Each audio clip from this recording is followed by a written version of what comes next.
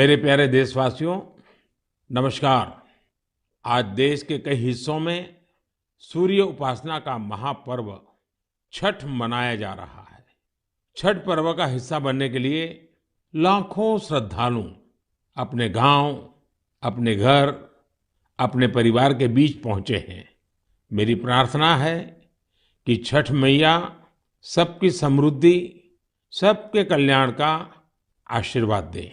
साथियों, सूर्य उपासना की परंपरा इस बात का प्रमाण है कि हमारी संस्कृति, हमारी आस्था का प्रकृति से कितना गहरा जुड़ाव है। इस पूजा के जरिए हमारे जीवन में सूर्य के प्रकाश का महत्व समझाया गया है।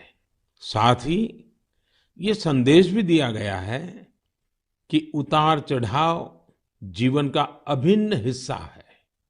इसलिए हमें हर परिस्थिति में एक समान भाव रखना चाहिए। छठ मैया की पूजा में भांति भांति के फलों और ठेकुआ का प्रसाद चढ़ाया जाता है। इसका व्रत भी किसी कठिन साधना से कम नहीं होता। छठ पूजा की एक और खास बात होती है कि इसमें पूजा के लिए जिन वस्तुओं का इस्तेमाल होता है उसे समाज के विभिन्न लोग मिलकर तैयार करते हैं। इसमें बांस की बनी टोकरी या सुपली का उपयोग होता है। मिट्टी के दियों का अपना महत्व होता है। इसके जरिए चने की पैदावार करने वाले किसान और बतासे बनाने वाले छोटे उद्यमियों का समाज में महत्व स्थापित किया गया है। इनके सहयोग के बिना छठ की पूजा संपन्न ही नहीं हो सकती। छठ का पर्व हमारे जीवन में स्वच्छता के महत्व पर भी जोर देता है। इस पर्व के आने पर सामुदायिक स्तर पर सड़क, नदी, घाट, पानी के विभिन्न स्रोत सबकी सफाई की जाती है। छठ का पर्व एक भारत श्रेष्ठ भारत का भी उदाहरण है। आज बिहार और पूर्वांचल के लोग देश के जिस भी कोने में हैं, वहां धूमधाम से छठ का आयोजन हो रहा है। दिल्ली, मुंबई समेत महाराष्ट्र के अलग अलग जिलों और गुजरात के कई हिस्सों में छठ का बड़े पैमाने पर आयोजन होने लगा है। मुझे तो याद है, पहले गुजरात में उतनी छठ पूजा नहीं होती थी, लेकिन समय के साथ आज करीब करीब पूरे गुजरात में छठ पूजा के रंग नजर आने लगे हैं। ये देखकर मुझे भी बहुत खुशी होती है। आजकल हम देखते हैं विदेशों से भी छठ पूजा की कितनी भव्य तस्वीरें आती हैं। यानी भारत की समृद्ध विरासत, हमारी आस्था दुनिया के कोने कोने में अपनी पहचान बढ़ा रही है। इस महापर्व में शामिल होने वाले हर आस्थावान को मेरी तरफ से बहुत बहुत शुभकामनाएं। मेरे प्यारे देशवासियों, अभी हमने पवित्र छठ पूजा की बात की, भगवान सूर्य की उपासना की बात की। तो क्यों न सूर्य उपासना के साथ साथ आज हम उनके वरदान की भी चर्चा करें। सूर्य देव का ये वरदान है सौर ऊर्जा, सोलर एनर्जी। आज एक ऐसा विषय है जिसमें पूरी दुनिया अपना भविष्य देख रही है। और भारत के लिए तो सूर्यदेव सदियों से उपासना ही नहीं, जीवन पद्धति के भी केंद्र में रह रहे हैं। भारत आज अपने पारंपरिक अनुभवों को आधुनिक विज्ञान से जोड़ रहा है। तभी आज हम सौर ऊर्जा से बिजली बनाने वाले सबसे बड़े देशों में शामिल हो गए हैं। सौर ऊर्जा से कैसे हमारे देश के गरीब और मध्यम वर्ग के जीवन में बदलाव आ रहा है, वो भी अध्ययन का विषय है। तमिलनाडु में कांचीपुरम में एक किसान है, थिरु के एजिलन। इन्होंने पीएम कुसुम योजना का लाभ लिया और अपने खेत में 10 हॉर्स पावर का सोलर पंप सेट लगवाया। अब उन्हें अपने खेत के लिए बिजली पर कुछ खर्च नहीं करना होता है। खेत में सिंचाई के लिए अब वो सरकार की बिजली सप्लाई पर निर्भर भी नहीं है। वैसे ही राजस्थान के भरतपुर में पीएम कुसुम योजना के एक और लाभार्थी किसान हैं कमल जी मीणा। कमल जी ने खेत में सोलर पंप लगाया, जिससे उनकी लागत कम हो गई है। लागत कम हुई तो आमदनी भी बढ़ गई। कमल जी सोलार बिजली से दूसरे कई छोटे उद्योगों को भी जोड़ रहे हैं। उनके इलाके में लकड़ी का काम है, गाय के गोबर से बनने वाले उत्पाद हैं, इनमें भी सोलर बिजली का इस्तेमाल हो रहा है। वो 10-12 लोगों को रोजगार भी दे रहे हैं। यानी कुसुम योजना से कमल जी ने जो शुरुआत की, उसकी महक कितने ही लोगों तक पहुंचने लगी है। साथियों, क्या आप कभी कल्पना कर सकते हैं कि आप महीने भर बिजली का उपयोग करें और आपका बिजली बिल आने के बजाय आपको बिजली के पैसे मिले? सौर ऊर्जा ने ये भी कर दिखाया है। आपने कुछ दिन पहले देश के पहले सूर्यग्राम गुजरात के मोढेरा की खूब चर्चा सुनी होगी। मोढेरा सूर्यग्राम के ज्यादातर घर सोलर पावर से बिजली पैदा करने लगे हैं। अब वहां के कई घरों में महीने के आखिर में बिजली का बिल नहीं आ रहा, बल्कि बिजली से कमाई का चेक आ रहा है।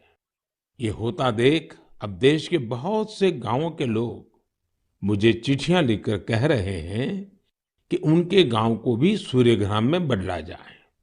यानी वो दिन दूर नहीं जब भारत में सूर्य ग्रामों का निर्माण बहुत बड़ा जन आंदोलन बनेगा। और इसकी शुरुआत मोढेरा गांव के लोग कर ही चुके हैं। आइए मन की बात के श्रोताओं को भी मोढेरा के लोगों से मिलवाते हैं। हमारे साथ इस समय फोन लाइन पर जुड़े हैं श्रीमान बिपिन भाई पटेल। विपिन भाई नमस्ते। देखिए, अब तो मोढेरा पूरे देश के लिए एक मॉडल के रूप में चर्चा में आ गया है। लेकिन जब आपको अपने रिश्तेदार परिचित सब बातें पूछते होंगे तो आप उनको क्या बताते हैं? क्या फायदा हुआ? सर, लोग हमारे को पूछते हैं तो हम कहते हैं कि हमारे जो बीज बिल आता था, लाइट बिल, वो अभी 0 आ रहा है और कभी 70 रुपये आता है। पर लेकिन हमारे पूरे गांव में जो आर्थिक परिस्थिति है वो सुधर रही है। यानी एक प्रकार से पहले जो बिजली बिल की चिंता थी वो खत्म हो गई। हाँ सर, वो तो बात सही है सर। तो अभी तो कोई टेंशन नहीं पूरे गांव में। सब लोग को लग रहा है कि सर ने जो किया तो वो तो बहुत अच्छा किया है। वो खुश है सर, आनंदित हो रहे हैं सब। अब अपने घर में ही खुद ही बिजली का कारखाना के मालिक बन गए। खुद का अपना घर के छत पे बिजली बन रही है। हाँ, बात सही है सर। तो क्या ये बदलाव जो आया है उसकी गांव के लोगों पे क्या असर है? सर, वो पूरे गांव के लोग वो खेती कर रहे हैं तो फिर मेरे को बिजली की जो झंझट थी तो उसमें मुक्ति हो गई है। बिजली का बिल तो भरना नहीं है, निश्चित हो गए है सर। मतलब बिजली का बिल भी गया और सुविधा बढ़ गई। झंझट भी गया सर। और सब जब आप यहाँ आए थे और तो 3D शो जो यहाँ उद्घाटन किया तो इसके बाद तो मोढेरा गांव में 4 चांद लग गए सर। और वो जो सेक्रेटरी आए थे सर, जी जी। तो वो गांव फेमस हो गया सर। या यूएन के सेक्रेटरी जनरल, उनकी खुद की इच्छा थी। उन्होंने मुझे बड़ा आग्रह किया कि भाई इतना बड़ा काम किया है तो मैं वहां जाके देखना चाहता हूँ। चलिए विपिन भाई, आपको और आपके गांव के सब लोगों को मेरी तरफ से बहुत बहुत शुभकामनाएं। और दुनिया आप में से प्रेरणा ले और ये सोलर एनर्जी का अभियान घर घर चले। ठीक है सर, हम लोगों को बताएंगे कि भाई सोलर लगवाओ, आपके पैसे से भी लगवाओ तो बहुत फायदा है। हाँ, लोगों को समझाइए। चलिए, बहुत बहुत शुभकामनाएं। धन्यवाद भैया। Thank you sir, thank you sir. मेरा जीवन धन्य हो गया आपसे बात करके। विपिन भाई का बहुत बहुत धन्यवाद। आइए अब मोढेरा गांव में वर्षा बहन से भी बात करेंगे। हेलो, नमस्ते सर। नमस्ते नमस्ते। वर्षा बहन कैसी हैं आप? बहुत अच्छे हैं सर, आप कैसे हैं? मैं बहुत ठीक हूँ। हम धन्य हो गए सर आपसे बात करके। अच्छा वर्षा बहन, हाँ, आप मोढेरा में, आप तो एक तो फौजी परिवार से हैं। फौजी परिवार से हूँ मैं, आर्मी एक्समैन की वाइफ बोल रही हूँ सर। तो पहले हिंदुस्तान में कहाँ कहाँ जाने का मौका मिला आपको? मुझे राजस्थान में मिला, गांधीनगर में मिला, कटरा का जो जम्मू है वहाँ पर मिला मौका, साथ में रहने का बहुत सुविधा वहाँ पर मिल रही थी सर। हाँ, ये फौज में होने के कारण आप हिंदी भी बढ़िया बोल रही हो। हाँ, सीखा है सर। मुझे बताइए, मोढेरा में जो इतना बड़ा परिवर्तन आया, ये सोलर रूफटॉप प्लांट आपने लगवा दिया, जो शुरू में लोग कह रहे होंगे तब तो आपको मन में आया होगा ये क्या मतलब है, क्या कर रहे हैं, क्या होगा, ऐसे थोड़ी बिजली आती है, सब बातें हैं कि आपके मन में आई होगी। अब क्या अनुभव आ रहा है, इसका फायदा क्या हुआ है? बहुत सर, फायदा तो फायदा ही फायदा हुआ है सर। हमारे गांव में तो रोज दिवाली मनाई जाती है आपकी वजह से। 24 घंटे हमें बिजली मिल रही है, बिल तो आता ही नहीं है बिल्कुल।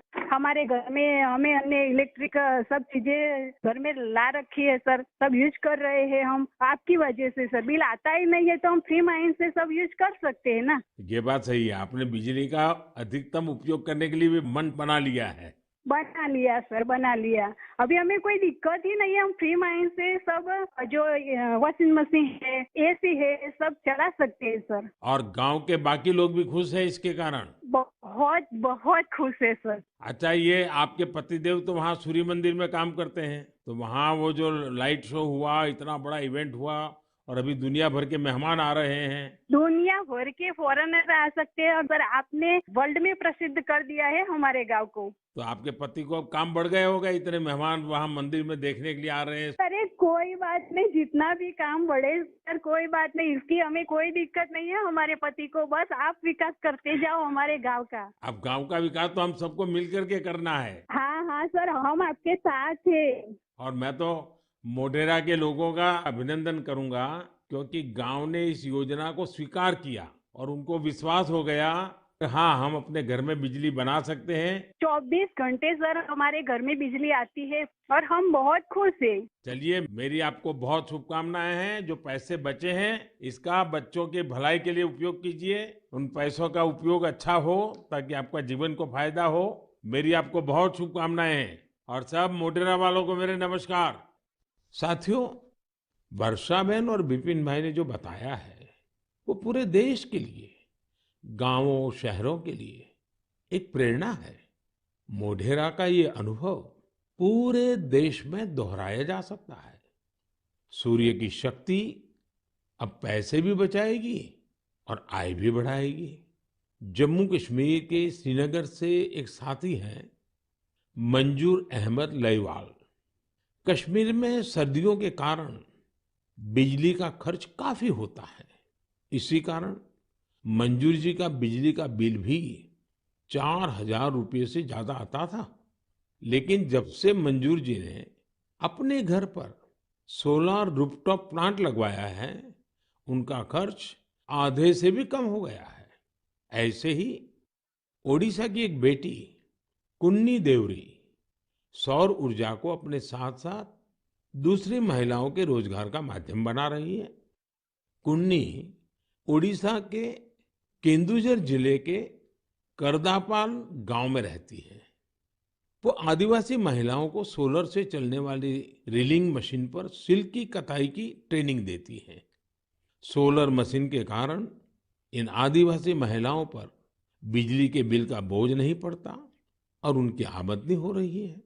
यही तो सूर्यदेव की सौर ऊर्जा का वरदान ही तो है।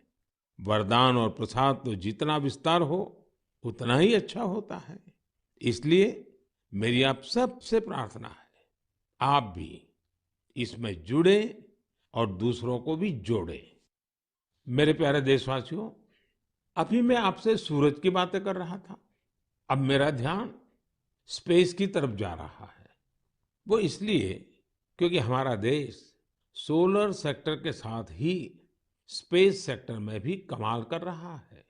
पूरी दुनिया आज भारत की उपलब्धियां देखकर हैरान है। इसलिए मैंने सोचा मन की बात के श्रोताओं को ये बताकर मैं उनकी भी खुशी बढ़ाऊं।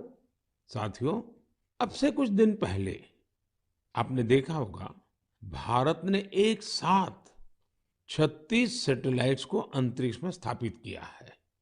दिवाली से ठीक एक दिन पहले मिली ये सफलता एक प्रकार से ये हमारे युवाओं की तरफ से देश को एक स्पेशल दिवाली गिफ्ट है। इस लॉन्चिंग से कश्मीर से कन्याकुमारी और कच्छ से कोहिमा तक पूरे देश में डिजिटल कनेक्टिविटी को और मजबूती मिलेगी।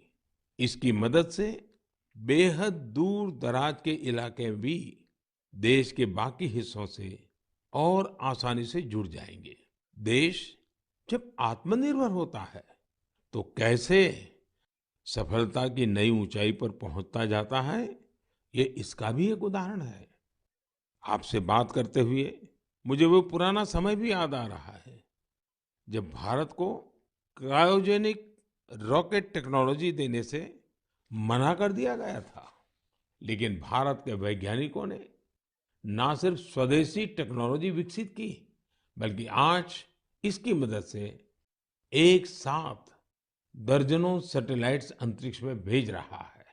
इस लॉन्चिंग के साथ भारत ग्लोबल कॉमर्शियल मार्केट में एक मजबूत प्लेयर बनकर उभरा है। इससे अंतरिक्ष के क्षेत्र में भारत के लिए अवसरों के नए द्वार भी खुले हैं। साथियों, विकसित भारत का संकल्प लेकर चल रहा हमारा देश सबका प्रयास से ही अपने लक्ष्यों को प्राप्त कर सकता है। भारत में पहले स्पेस सेक्टर सरकारी व्यवस्थाओं के दायरे में ही सिमटा हुआ था। जब ये स्पेस सेक्टर भारत के युवाओं के लिए, भारत के प्राइवेट सेक्टर के लिए खोल दिया गया, तब से इसमें क्रांतिकारी परिवर्तन आने लगे हैं। भारतीय इंडस्ट्री और स्टार्टअप्स इस क्षेत्र में नए नए इनोवेशंस और नई नई टेक्नोलॉजी लाने में जुटे हैं। विशेषकर इन स्पेस के सहयोग से इस क्षेत्र में बड़ा बदलाव होने जा रहा है। इन स्पेस के जरिए गैर सरकारी कंपनियों को भी अपने पेलोड्स और सैटेलाइट लॉन्च करने की सुविधा मिल रही है। मैं अधिक से अधिक स्टार्टअप्स और इनोवेटर्स से आग्रह करूंगा कि वे स्पेस सेक्टर में भारत में बन रहे इन बड़े अवसरों का पूरा लाभ उठाएं। मेरे प्यारे देशवासियों, जब स्टूडेंट्स की बात आए, युवा शक्ति की बात आए, नेतृत्व शक्ति की बात आए, तो हमारे मन में घिसी पीटी पुरानी बहुत सारी धारणाएं घर कर गई हैं। कई बार हम देखते हैं कि जब स्टूडेंट पावर की बात होती है तो इसको छात्र संघ चुनावों से जोड़कर उसका दायरा सीमित कर दिया जाता है। लेकिन स्टूडेंट पावर का दायरा बहुत बड़ा है, बहुत विशाल है। स्टूडेंट पावर भारत को पावरफुल बनाने का आधार है। आखिर आज जो युवा है वही तो भारत को 2047 तक लेकर जाएंगे।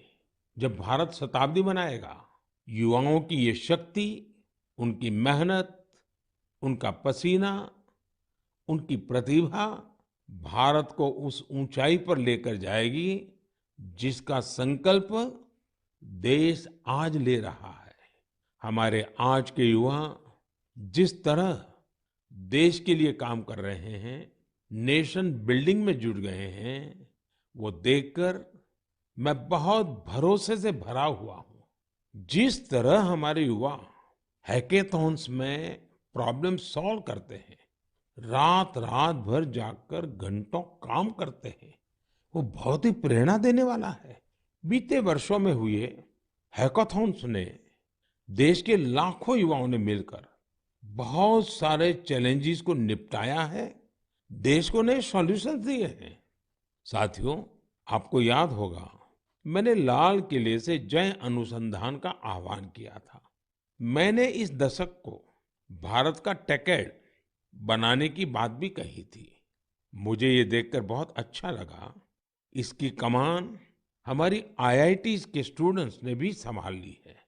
इसी महीने 14-15 अक्टूबर को सभी 23 आईआईटीज अपने इनोवेशंस और रिसर्च प्रोजेक्ट को प्रदर्शित करने के लिए पहली बार एक मंच पर आए। इस मेले में देश भर से चुनकर आए स्टूडेंट्स और रिसर्चर्स, उन्होंने 75 से अधिक बेहतरीन प्रोजेक्ट्स को प्रदर्शित किया। Health care, agriculture, robotics, semiconductors, 5G communications, ऐसी ढेर सारी थीम्स पर ये प्रोजेक्ट बनाए गए थे।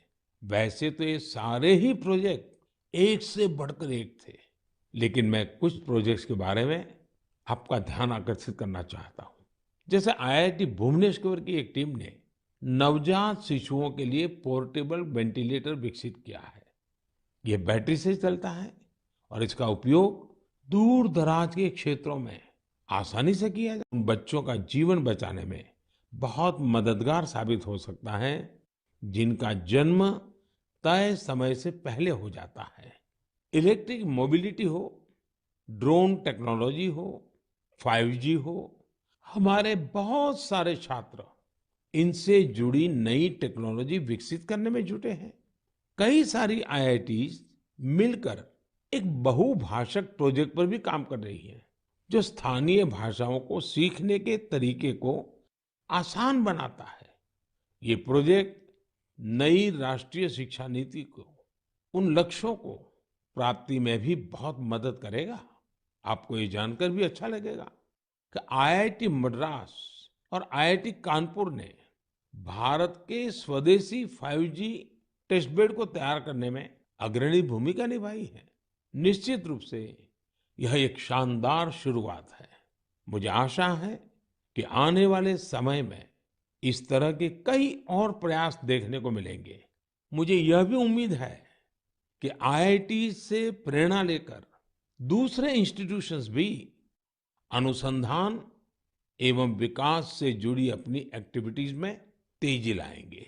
मेरे प्यारे देशवासियों, पर्यावरण के प्रति संवेदनशीलता हमारे समाज के कण कण में समाहित है और इसे हम अपने चारों ओर महसूस कर सकते हैं।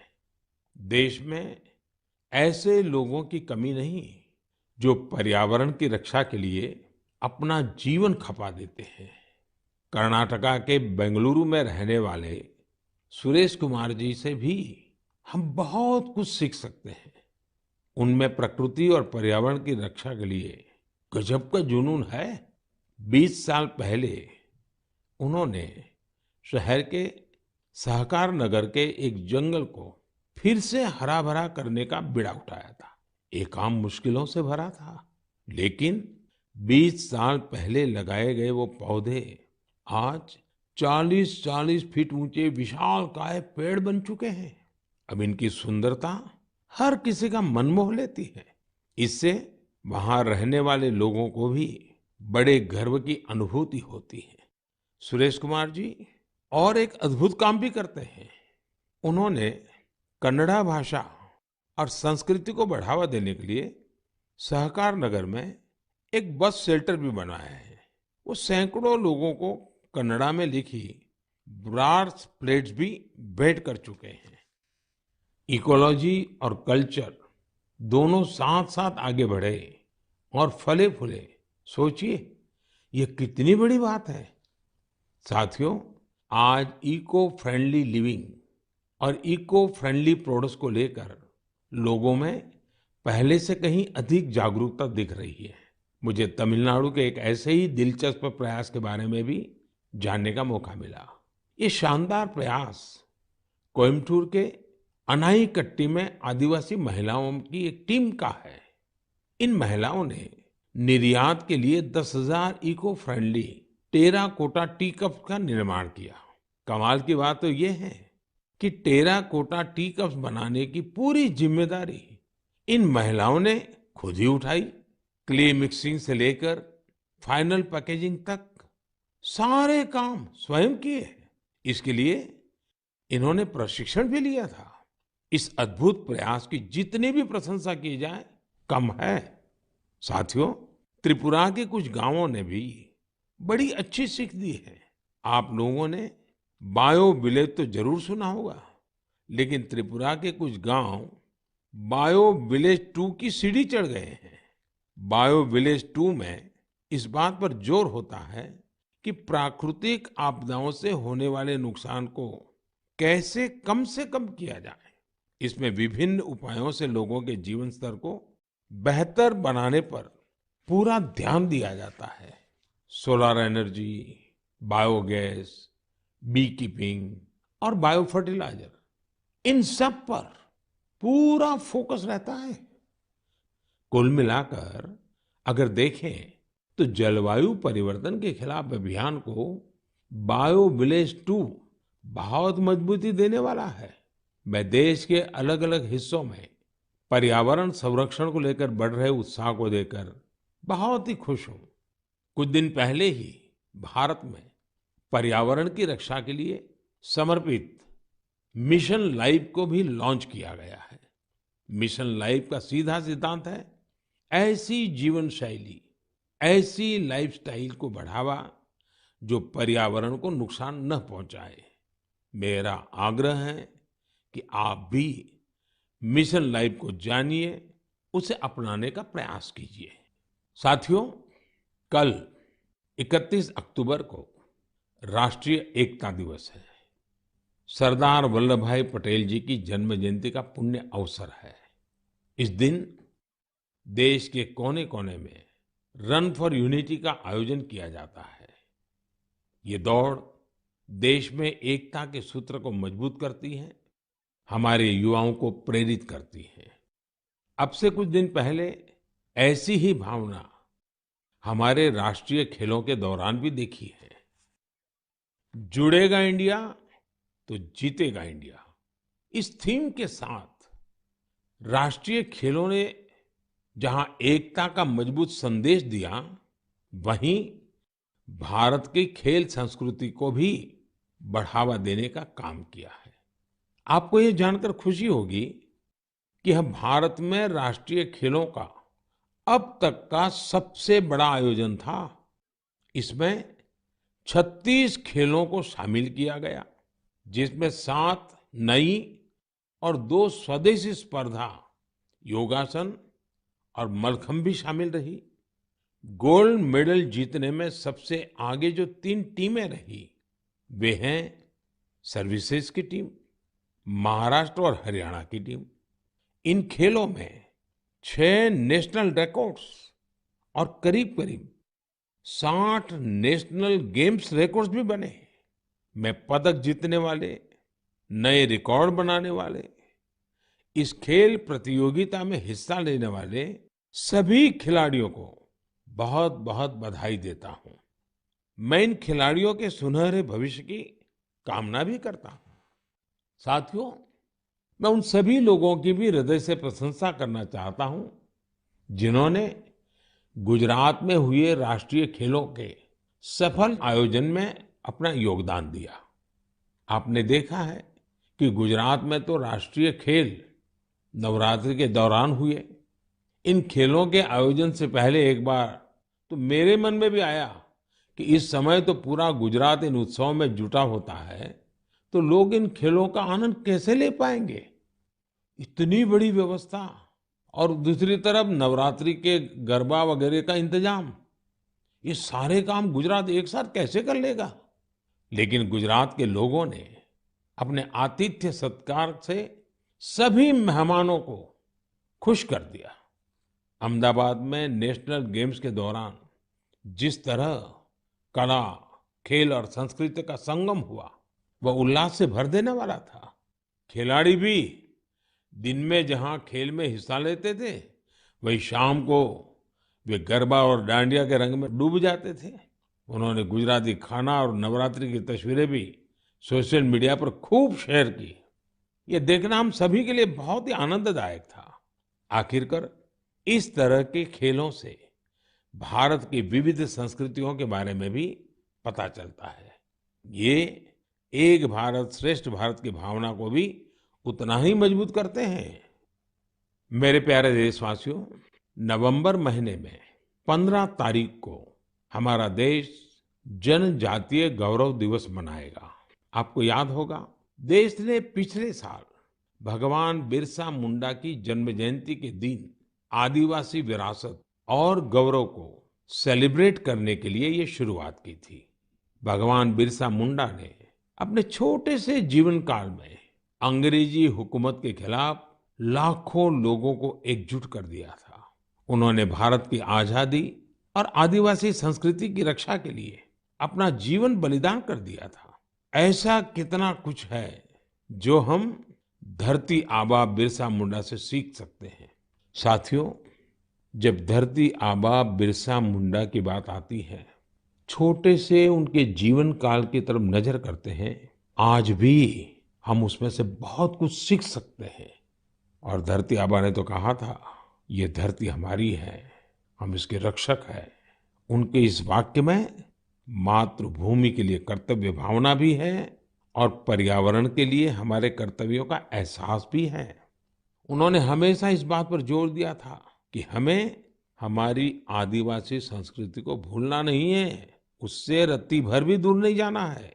आज भी हम देश के आदिवासी समाजों से प्रकृति और पर्यावरण को लेकर बहुत कुछ सीख सकते हैं। साथियों, पिछले साल भगवान बिरसा मुंडा की जयंती के अवसर पर मुझे रांची के भगवान बिरसा मुंडा म्यूजियम के उद्घाटन का सौभाग्य प्राप्त हुआ था। मैं युवाओं से आग्रह करना चाहूंगा कि उन्हें जब भी समय मिले वे इसे देखने जरूर जाएं। मैं आपको ये भी बताना चाहता हूं कि 1 नवंबर यानी परसों मैं गुजरात राजस्थान के बॉर्डर पर मौजूदा मानगढ़ में रहूंगा। भारत के स्वतंत्रता संग्राम और हमारी समृद्ध आदिवासी विरासत में मानगढ़ का बहुत ही विशिष्ट स्थान रहा है। यहाँ पर नवंबर 1913 में एक भयानक नरसंहार हुआ था, जिसमें अंग्रेजों ने स्थानीय आदिवासियों की निर्ममता पूर्वक हत्या कर दी थी।